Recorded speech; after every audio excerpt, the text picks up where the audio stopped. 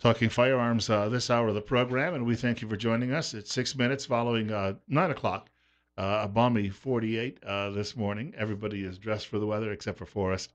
He's toughing it out. Forrest Anderson from Washington Street Pawn and Todd Eccles from Patriot Defense joining us this morning. First of all, welcome back. We don't often get to all three be in here on Friday mornings a lot lately. Yeah, it's like old times. Yeah, it's been busy. Very, very busy for you guys who actually have real jobs.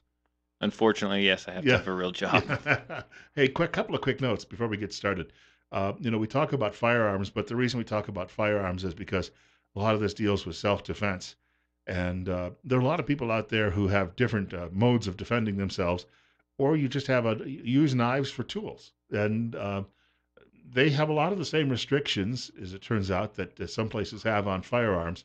A writer at the Spokesman Review out of Spokane, Washington, says, at the behest of Buck Knives in Post Falls, Idaho Senator Mike Crapo has introduced legislation to lift a decades-old ban on interstate commerce and switchblade knives.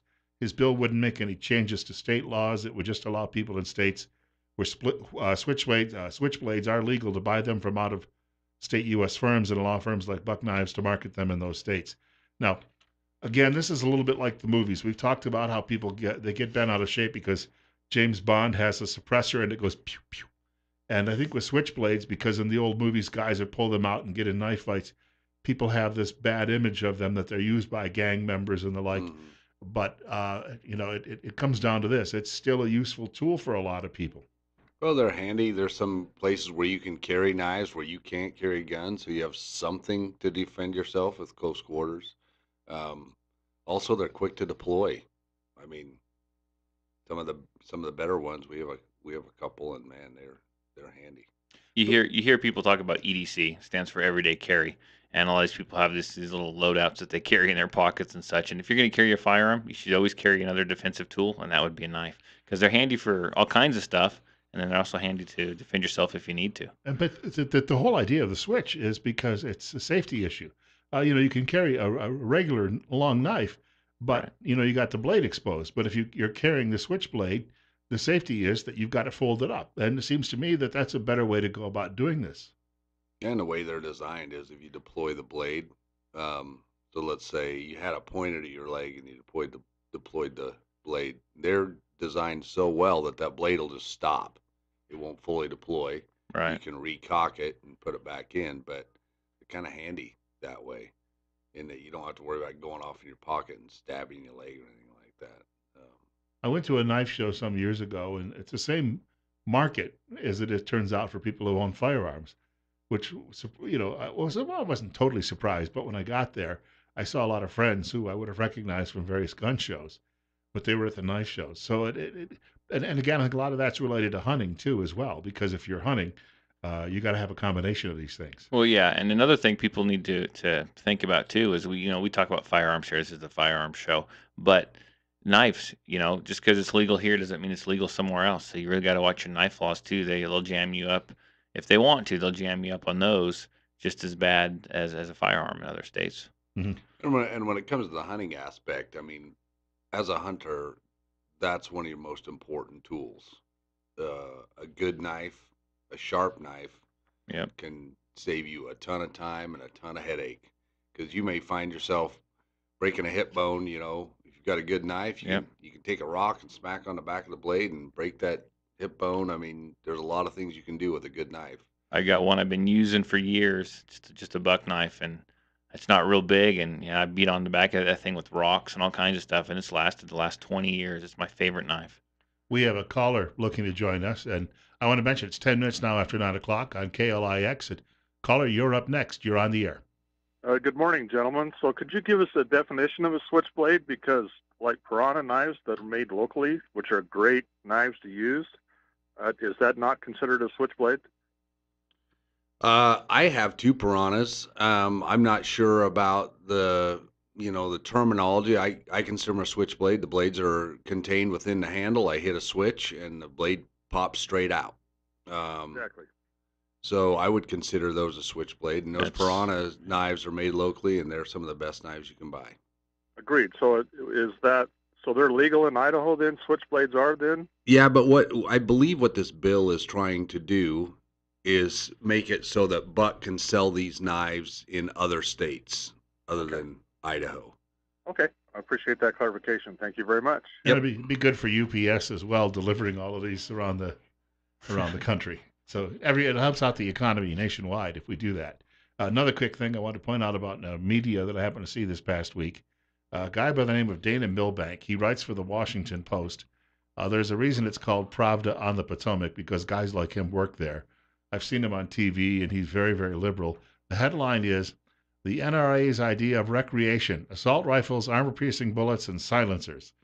And then he's complaining about the recreational enhancements he saw at a Sportsman's Heritage Recreational Enhancement Act, or rather, what the law would do, Act of 2017, allowing people to bring assault guns and other weapons through the jurisdictions where they are banned, rolling back decades-old regulations on the use of silencers, protecting the use of armor-piercing bullets, easing importation of foreign-made assault rifles, protecting the practice of baiting birds with grain as they migrate and then mowing them down. So, he's upset about all of that. I guess the little birdies are not going to fly into Washington if this happens. But everything he's writing about and the terminology that he uses, the first thing that raises in my mind is it's scare terminology is what he's doing. Yeah, it's just propaganda. They try to find a word that sounds scary. Assault. Yeah. Yep. Rather than a semi-automatic rifle, it's become an assault rifle because that sounds scary. And I call them both. I don't care what you call it. I know what it is. I know what it does. But for people who aren't gun people, that sounds scary. Mm-hmm. I just saw that in an article the other day of that kid that went up to Washington and did that school shooting. I just was reading that this morning, and he came in with an assault rifle, then it jammed, and then he went for his handgun. Assault rifle, ridiculous. If Yep. he's beating people over the head with a baseball bat, It's an he's assault assaulting. bat. Yeah, it's an Yeah. assault bat. Yeah. Yeah. And then when they say silencers again, we get back to that, and it's because of movies, people have the impression that criminals are going to use these things so they can quietly shoot people. Odd because everybody has a cell phone camera today and is taking pictures. They'd be taking your picture while you're using the suppressor in the first place. But there's a belief somehow that these things are going to increase crime. I don't know where they get these notions. Well, a good suppressor on an AR-15 or an AK is going to reduce the sound level to about 135 decibels, which I don't know if you're familiar how loud 135 decibels is, but it's really loud. Some of them can get them down to 130 decibels, but regardless, it's very, very, very loud. It doesn't make them. They're called suppressors, not silencers. They do not make it silent. They suppress the sound. Subsonic ammunition, they get pretty quiet, but subsonic ammunition on its own is pretty quiet. They just reduce a little bit of sound. And the other problem with subsonic ammunition is you don't have a very long reach with it. 300 Blackout's a very common subsonic caliber, and the effective range on those is about 125, 150 yards because that bullet starts to drop so fast at that point because there's no velocity. It has to be under 1100, about 1125 feet per second to stay subsonic. That 135 decibels, that would be lower than if you went to a football game in Kansas City, which I think is the loudest stadium in the country, and probably my own experience sitting in the Albertson Stadium is when that crowd is really rocking, it's louder than 135 decibels. You might be surprised. A one-time shot of 135 decibels is still pretty loud. Of course, if you had a bunch of people, 5,000 people doing that at the same time, it'd get really loud. Well, it's interesting too. They think that letting suppressors through, letting everyone have a suppressor means all these crimes, people are going to commit all these crimes and shoot all these people. They said the same thing about constitutional carry. There's going to be blood in the streets. It's going to be like a Wild West. Their excuses, they're not valid. Nothing bad ever happens. Nothing ever comes from them. I don't know how you would enhance committing a crime by the use of a suppressor. Here's the thing about a suppressor. It makes your gun twice as long. Makes it longer. It makes it heavier. It can improve your accuracy a little bit, and it can reduce the recoil a little bit, and it reduces the sound. But it gets super hot. I mean, Oh yeah. really hot. So, I mean, if you're trying to like be tactical and commit some clandestine crime with a suppressor, all you did is make your gun longer, and as soon as you like sling that weapon and it touches your leg, you just burnt a hole through your pants and a big hole in your leg. So they wouldn't be a crime enhancement. Law enforcement can use them. Like there's some suppressors they make that kill all the flash. So if they go into a meth house, it's got a bunch of chemicals in the air and they have to shoot, it's not going to blow the house up. Um, so I mean, there's definite advantages to a suppressor, but it wouldn't be in the crime aspect of it. I was going to say, if somebody walked into a bank with one of these things, it's not going to actually, they robbed the bank, it's not going to suppress the sound of the bank alarm Nope. after Well, they no. run out of the building. And people are still going to hear it. Like Forrest said, it's not 100% quiet. I mean, it's not like in the movies where it's it's not like that. It's still going to be loud. People are still going to hear it. People are going to know what's going on. People are going to see it. And that guy that comes into the bank or comes into a store and he walks in there with maybe even a handgun. He's got a suppressor on it. Let's say he's not going to be concealing that thing. He's going to be walking in with it. They don't. You can't really conceal a handgun with a compressor really, or with a suppressor really well. Thanks. Yeah, because the suppressor is going to add 4 to 8 inches of length Yeah. to whatever firearm. Can you imagine trying to draw that thing fast? Yep. And it's gonna mess up the balance of the weapon. Some weapons, unless you build them specifically for a suppressor, you got to figure out that balance. Now you got from a lightweight titanium suppressor, you've added 12 ounces. If it's a steel suppressor, up to 1.5 pounds out on the very end of your gun. So Yeah. that can really mess up the balance. And imagine the reholster.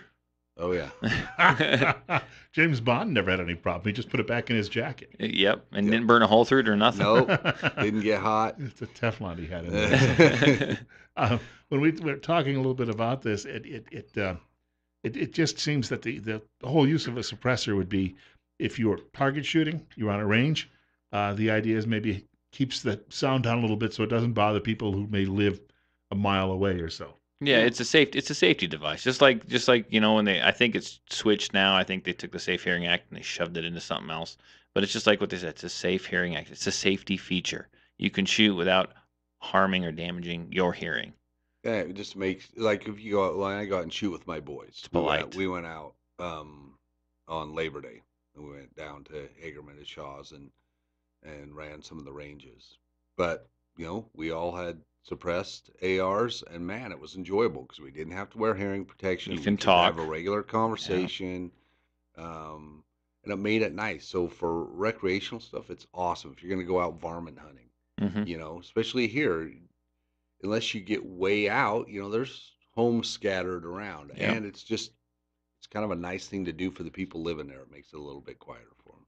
Want to point out, we're going to talk about maybe a little hunting too this morning because people are getting ready, gearing up for hunting. I have a voice here somewhere. It just went away. It's called my the smoke's out of the air too now. It Yeah. shouldn't be You're happening. getting old, Bill. Yeah, that's probably it. And I've been doing yakking nonstop for an hour already. That's why these guys are here. They're going to help me out the rest of the show.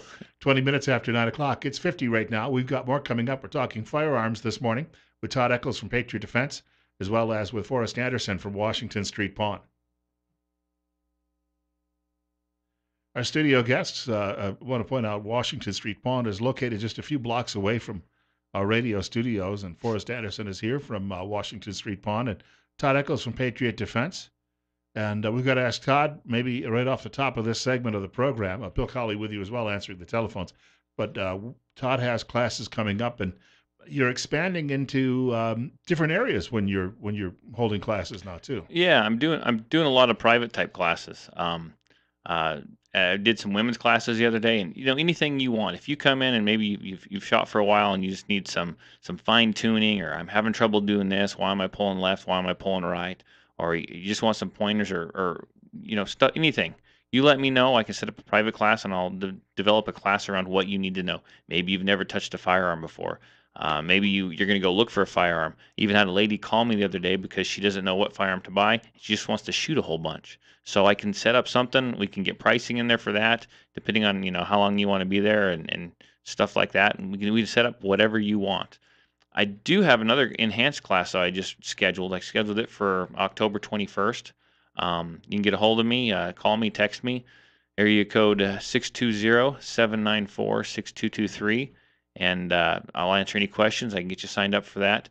Um, a picture just popped up. You know how Facebook does those old, it pops up those old pictures from almost exactly 4 years ago yesterday of one of my very first classes that I gave. There was two people, and I remember I went to their house to do it because I had no facilities anywhere that I could use, and then we went and shot out at the gravel pit, which is probably a no-no if the county finds out or BLM finds out. But I've come a long way since then. I've got my own range at my house. I got my own classroom.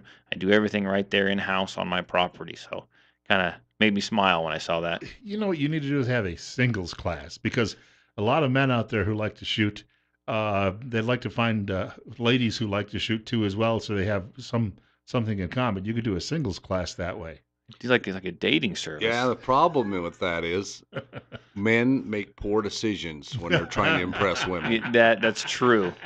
So what we could do is we could do that class. We'd only give the women ammunition, though. We wouldn't put any ammunition in the guys' guns. Even if they all had ammo, I guarantee you most of those women would outshoot those guys anyway. They'll start trying to draw and spin it around in their hands like the famous last words. Hey, honey, watch this. Yeah. Well, speaking of contact, Washington Street Pawn, we were just mentioning off air, a lot of, at the moment, pricing on actually firearms is really, really good. New firearms are cheap right now. There's a ton of great sales, especially anything tactical. I mean, they're dumping a lot of that stuff because they're calling it the Trump slump because with him in office, people aren't panicked. They're not worried. So ammunition is readily available. Firearms are readily available. Right now, we got some new software, so we weren't able to pull inventory from the back and put it out for sale for about 3 weeks. Well, I just did that the last couple of days. We just put out 90 new items. We've got everything. I've got a case full of laptops and tablets. I've got a lot of cool shotguns. If you're a goose or a duck hunter, I've got a lot of great shotguns for that. Just a ton of stuff. Tools, DeWalt, anything battery powered. We've got a bunch of that stuff. So come in and check it out. Automotive tools. And there's more coming out every day because we're just trying to catch up on all the stuff that we haven't been able to pull. And a lot of people who are actually gearing up for hunting season, they're not looking for firearms. They're looking for all sorts of other gear. You know, they're looking maybe for some lighting, if they're going to be, you know, out in the cabin for a few days, they're going to need some other things too as well. And you probably could help them out a little bit too. Yeah, I got heaters and lamps. And one thing I've got a bunch of that I'm selling really cheap is I've got a bunch of digital camo. So if you want to get some camo, but you can't afford to go buy the $200 set that they're selling, I sell digital camo shirts for $5 a piece. They're military grade. They're really nice. They're really durable. I've got some pants there too. I've got a bunch of different stuff like that. We're at 321 Washington Street. Our phone number is 208-735-0012, or you can find us on Facebook under Washington Street Pawn. If you're gonna go deer hunting, I've got a bunch of deer and elk rifles right now too. So and the variety that people can find too. that's the cool thing about a pawn shop is you're not gonna walk in and see a bunch of generic stuff. I've got everything from a Remington model 788 and 243 to a Viore German-made, really high-quality 30-06 that just came in. That's gorgeous, you know, wood stock, beautiful stuff. So the stuff that you can't find at the big box stores anymore, you know, the wood stock rifles, the classics, I've got a bunch of that stuff in there right now. And you got to check back all the time because you're constantly getting new stuff. Yeah, too. new stuff will walk right in. I just bought 100 rounds of 300 H&H ammunition, and I'm selling for 50 cents a round. I mean, where are you going to find 300 H&H at 50 cents a round? Nowhere. It's usually about $2 a shot. So and collectibles too for people who like to actually. You see a lot of those come through. Yeah, we got everything from creepy dolls. We're just about out of those. We had a person bring us in like 15 creepy old dolls. I mean, I imagine to someone collects those, they're beautiful. To me, they were creepy. Targets. We're down to the last couple of those, but I've got a bunch of Texaco collectible trucks, the big ones, the metal ones. I've got a whole bunch. I mean, just all kinds of weird stuff in there. That's what's cool about a pawn shop. And game systems, Xbox 360 is cheaper, and you'll buy them at $189 for a Xbox One. So you won't buy them any cheaper than that anywhere. We've got to take a short break. I do want to mention joining us in studio, Todd Eccles from Patriot Defense, and also Forrest Anderson from Washington Street Pawn. We'll talk a little bit more too about their contact information in the next half hour. It's 52 right now. Not going to warm up a whole heck of a lot today. In fact, warmer on Sunday, and then it's going to be a lot like November most of next week. Couple of guests joining us in studio this hour of the program. We talk firearms on and really self-defense issues on Friday. Todd Eccles from Patriot Defense, and as well as Forrest Anderson from Washington Street Pawn. Bill Colley handling the telephones on News Radio 1310 KLIX and newsradio1310.com. The telephone number, if you've got a question or comment about training or various models this morning, would be 208-736-0300. That's 208-736-0300. What I've been marveling at, and I mentioned off air to these guys earlier that some of the prices I'm seeing on firearms, and we just talked a little bit about some of the deals you can get, but even some of the high grade, the best known pistols right now. I mean, I'm shocked by some of the prices under $300 that I'm seeing. You might have thought 5 years ago, okay, I can get a Taurus for that, but I'm seeing Smith and Wesson and some other well-known names, and some of the prices on some of these things I'm looking at them and thinking, I've got a 9mm at home. Maybe I want a 40 cal and some other things like that. Now's the time to do it, right? If you're going to be shopping. Yeah, and the nice thing is we can do trades, but there's a ton of good deals out there, and there's a lot of new cool guns coming out or variations on guns that have been out that are starting to actually hit the market now. Well, they can do that because for such a long time it was all about manufacturing those firearms, the ones that were selling, the ones that everyone knew about. So they didn't really have to push. Right. They may have had new ideas and they just kind of held them back. They didn't have to change anything up because the market was so good and they were selling so many. Now, as the market slows down, you're going to get better deals on what they do have. Now they're going to start bringing out the new stuff to light a fire under people. Yeah, they're going to have to get innovative interest to bring people into the market now. They're going to have to say, I've been looking at the same Glock. It looks the same as has for 25 years. They all look the same. They're going to have to come up with some new variations on a theme to get people to buy in. So. We had a caller last week who was giving Todd a hard time about certain caliber, but my thinking was that the 40s were on sale right now is because not a lot of people are buying. Well, because everyone's taking my class, and I've taught them that 40's not where it's at. Oh, did we have bigger is better? The bigger is better. I kind of stirred the pot a little bit last week. We had phone calls blowing up all afternoon, or the last half of the show, and I kind of irritated some people. Well, what it boils down to is in the early 80s there was a shootout in Florida. Yeah. Several FBI agents got killed. I don't know if you addressed this last week. I didn't go down that far. But the FBI at that point said, well, our guys didn't have enough gun. So that's why they got killed. And these two drug dealers did eventually die, and they were shot several times, but it didn't kill them. So the FBI said, we got to get a bigger gun. So the first thing they did was develop the 10mm. Right. Well, they figured out that no one could handle that cartridge. They can't shoot it accurately, quickly. So then they came out with the 40. Well, a lot of law enforcement agencies, tons of people switched to the 40 Smith & Wesson. Yeah. Well, guess who's all shooting 9mm again? Everybody. Everybody. And there's a few reasons for that. Because when they went back and looked at that shooting, what they discovered was, yeah, our guys hit the target with what they had, but none of them made very accurate hits, right? Those guys were wounded a ton, but none of them were in a kill zone.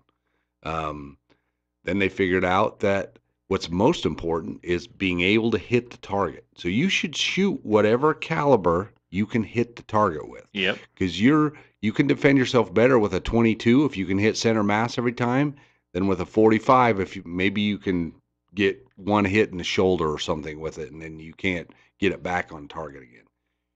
What they discovered is accuracy. Yep. Is more important than the size. Rounds on target. Yep, is more important than the size of the projectile coming out of the end of that thing. They've come so far with technology and good defense rounds now, and a really good 9mm defensive round is good. It's gonna do just as good as a 40. And you know what? You can afford to shoot the 9mm more. You can afford to practice with them more. More people are accurate with them. You can get back on target quicker. I see a lot of 40 cals, and I'm not people are going to think I hate 40. It's not my favorite, no. I see him come to class, and I see him ruin a lot of people. I see 40s cause a lot of people to have flinches and anticipation of the recoil. I see that in every single class, and I always have to come up with a way to tell them, why don't you try shooting something else? Because you've got this huge, horrible habit. Yeah, you got this 40, but you know what? You're all over the place. The gun looks like it wants to jump out of your hand every time you pull that trigger. And it may be cool, but you're not hitting anything with it. And the other thing is you got to realize in a high stress situation, even the guys that are Yes. trained to do it will connect with about 25% Yeah. of their shots. So in a 9mm that holds, like my SIG 320 holds 21 rounds. Yep. The equivalent gun in a 40 is going to hold 15. We can really stir the pot and jump to a 45 where you're only going to get 6 or 7 depending on what you're carrying. And bigger's not necessarily better. There's a picture I posted on Facebook. It said what 45 guys think, and it showed a guy standing there, and he had this huge, oversized, like Glock or some kind of firearm shoved in his pocket. It was bigger than he was.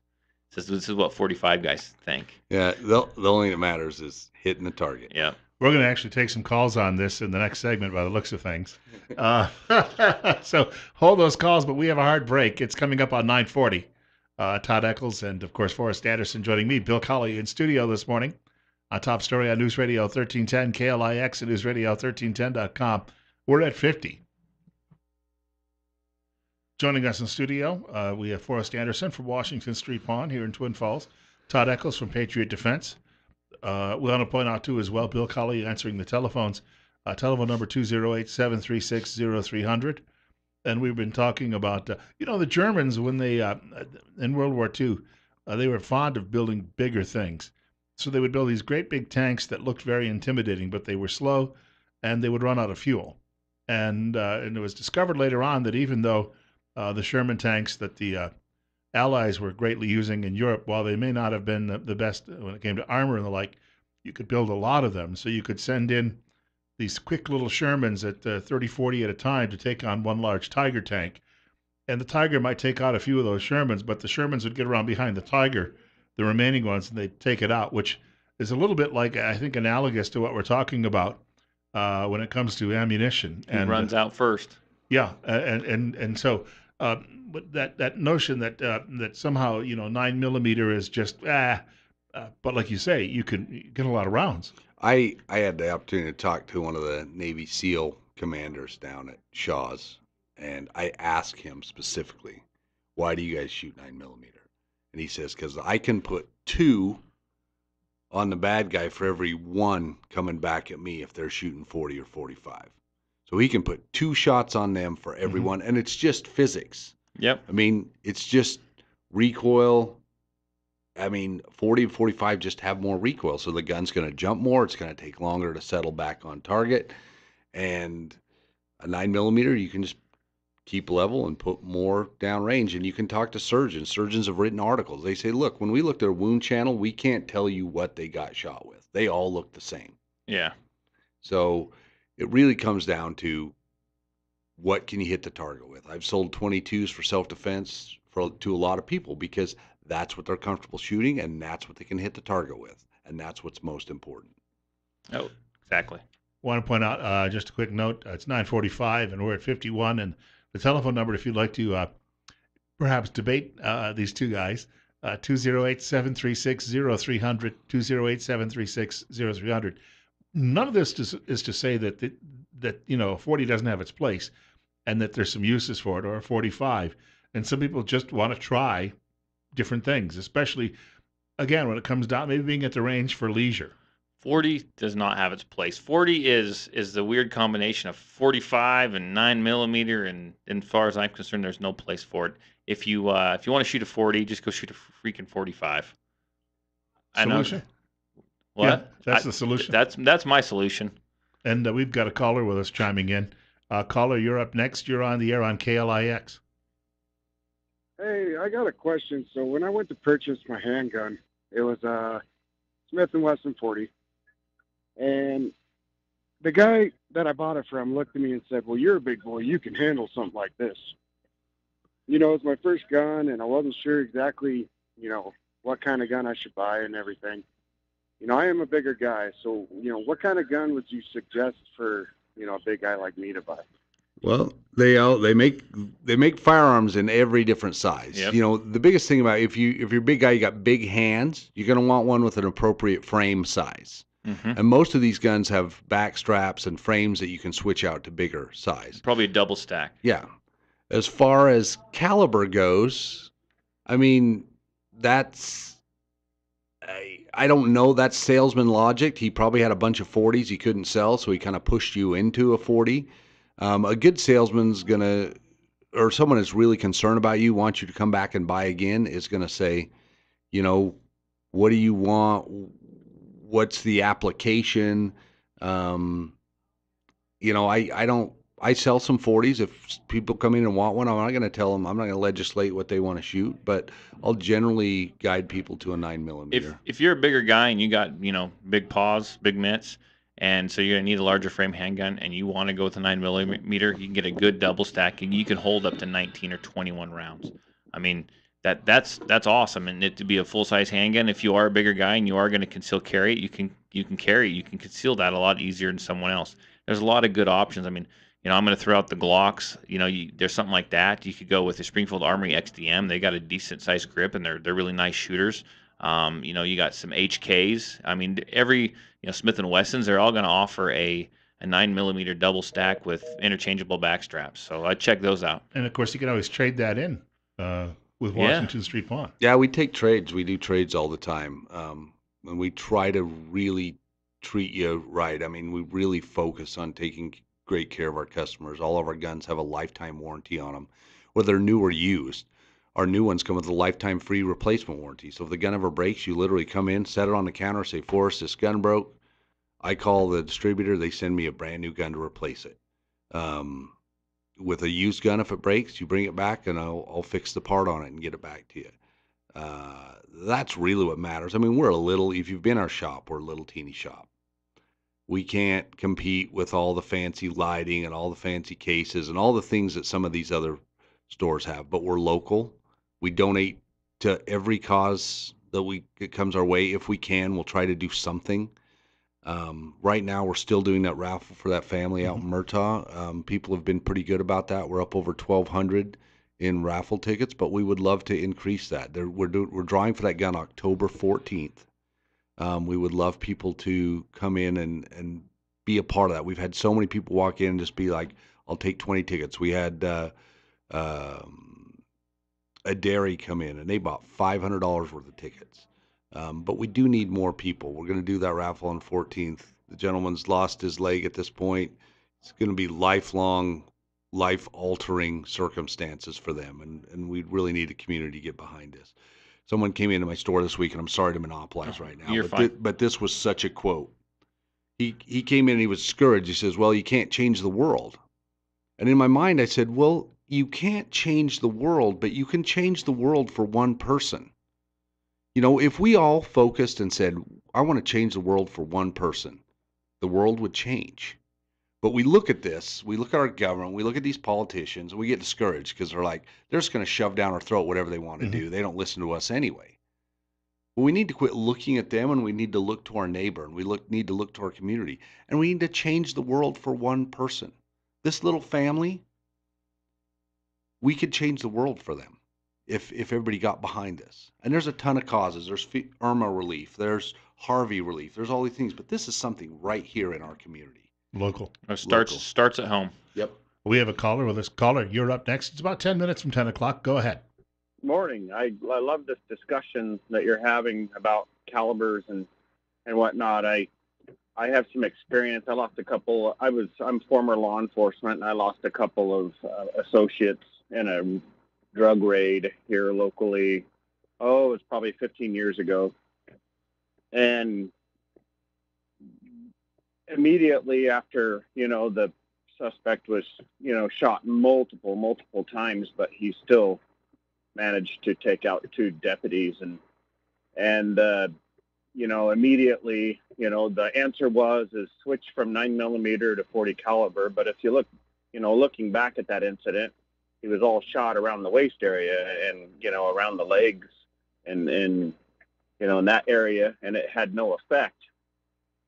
So what you guys are saying about 9 millimeter versus, immediately to jump to a larger caliber, it doesn't matter what you're using.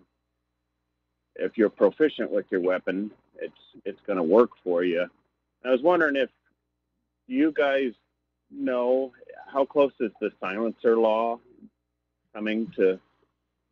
I saw an article on. They just released some more articles on it yesterday, and they have rolled it. I didn't read it in depth. It was a real busy day for me yesterday, but they rolled it over into some kind of hunting fishing bill, and I didn't. I mean, I don't know. It looked like it passed a hurdle to me, is what I was. I believe it might have. I'll do some checking, and I tell you what, Forrest will probably look it up. You talk to him as well if you go down to his shop. If you find my Facebook page, Patriot Defense, I'll research it out and I'll throw up a post or something about it if you're on Facebook. Great discussion. I talked to Yankee Hill, who is one of our main distributors for suppressors, one of the best cans out there. Anyway, they told me that there hasn't been a ton of movement. This is new movement to me. I hadn't had a chance to hear that. I just started seeing it yesterday. So I think the politicians are hanging on to it till close to the election so they can use it as to give their base something. Because right now, they haven't done anything to energize their base. So I think they're going to try to use it for their midterm election, so they're going to hang on to it as long as they can. Want to thank you for the call. We'll grab another caller here. It's 9:53, and you're up next. You're on KLIX. Go ahead. Yes. Just a hair of background. I have a son that's worked for GoRuck Industries. He's working there now, and also worked for Blackhawk Industries, military manufacturing company in, Montana and various other places. And I was talking to him just the other day, and we were talking 9 millimeters, and I said, I don't know why they went to that. He said, well, basically, the 9 millimeter has better penetration than a 45 or other various calibers, that it is actually more effective than a lot of the other calibers that they all tested. This is, he works with ex-Navy SEALs. He works with all of these people who are supposed to know. And I was wondering what you might have to say about that. Thank you. Absolutely. With modern ammunition, with modern powder, with modern projectiles, 9 millimeter will do everything you need to defend yourself. Mm-hmm. Plus, give you the advantage of more magazine capacity, smaller grip so you can fit more hand sizes. The gun's going to be lighter, and it's going to have less recoil, so you're going to be able to be more accurately at a faster pace. I'm going to throw this out there, and I know I've said this at least 2 or 3 times on here, and it's just a great story. Okay, if someone came up to me and said, Todd, your family, and I got 5 kids and a wife, so that's 6 total. If they are in the house and there's some bad guys in there, and they walk me up to the front of the house, and on the table was a loaded 45 or a loaded 9 millimeter. Obviously, the 9 millimeter is going to have 15, 16, 17 rounds. 45 is going to have 6 or 7 rounds. And they said, you can take one of these firearms in with you to rescue your family. And I didn't know how many people are in there. Which one am I going to grab? Which one is the typical average Joe going to grab? He's going to pick up the one that has more rounds. It's all about rounds on target. And I know that in a stressful situation, my my shooting is going to drop by like 70%. I'm going to need the extra ammo. Mm-hmm. So it just makes sense to me. Not that I don't like 40s, not that I don't like 45s. My gosh, I've got a 45, I got a 357, I got 380s, I got 38 specials. But I choose 9 millimeter to carry on me for specific reasons.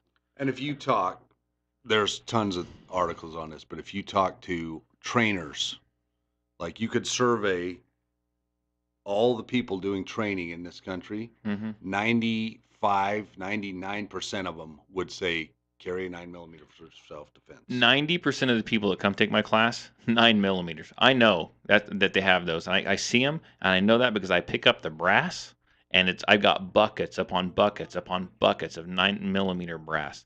I mean, I got 2 buckets of odds and ends, and then I got buckets and buckets of 9 millimeter brass. That's the most popular caliber, and it's that way for a reason. I want to thank the callers. Quickly, we've got about a minute left. Contact information, Todd. Yeah, if you want to call me or text me, you sure can. Area code 620-794-6223. That's area code 620-794-6223. My next enhanced permit class is on October 21st. I've signed up about a half dozen people. I got plenty of room for more. Give me a call. Text me at that number. You can find me on Facebook under Patriot Defense. And hopefully in a few months or maybe by spring, I'm going to have grass at my range. Very So nice. we're Awesome. moving forward.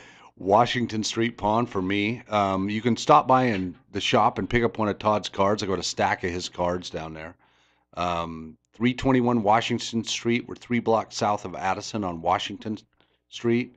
Find us on Facebook, Washington Street Pawn, or 208-735-0012. Come in and check us out. We got a pile of new stuff that we've just put out. So if you need a laptop or a tablet especially, or a game system, I've got a bunch of those I just put out.